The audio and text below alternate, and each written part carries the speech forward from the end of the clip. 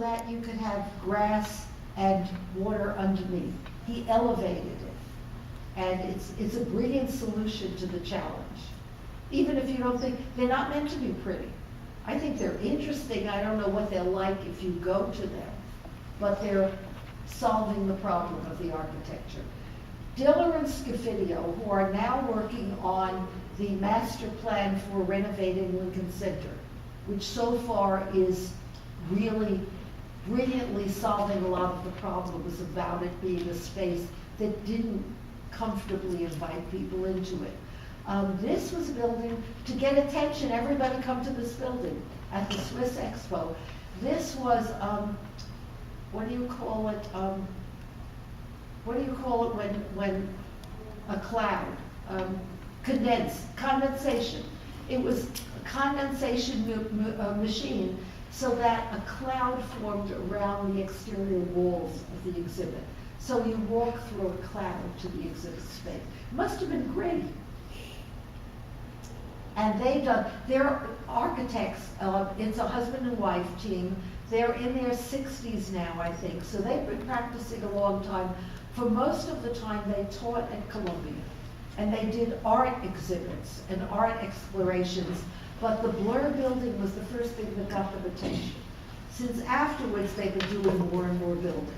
And one of the things they did is the Institute of Contemporary Art in Boston, which juts in, like cantilevers out into Boston Harbor, and invites itself, uses the harbor as its environment.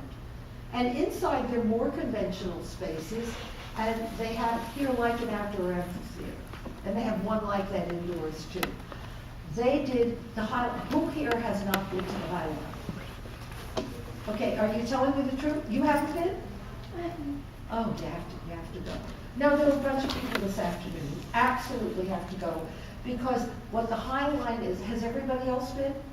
Okay, the Highline was a disused rail line.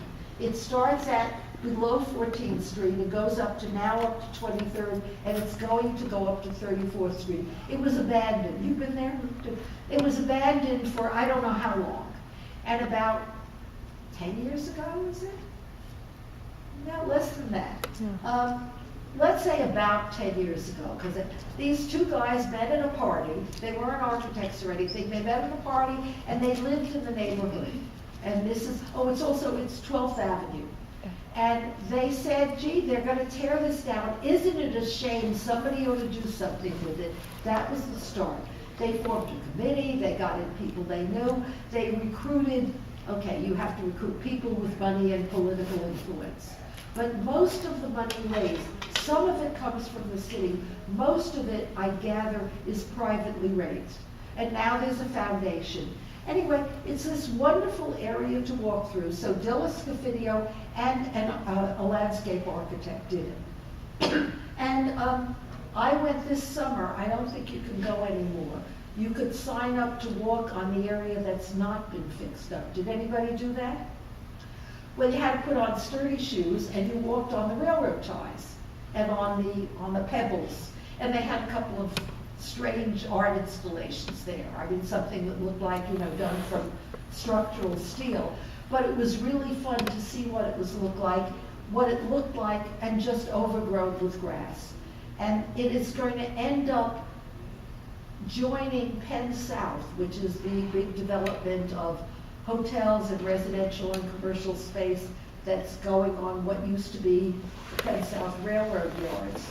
And that'll be up by, it says 2015. But this is the kind of thing that has inspired someone this afternoon.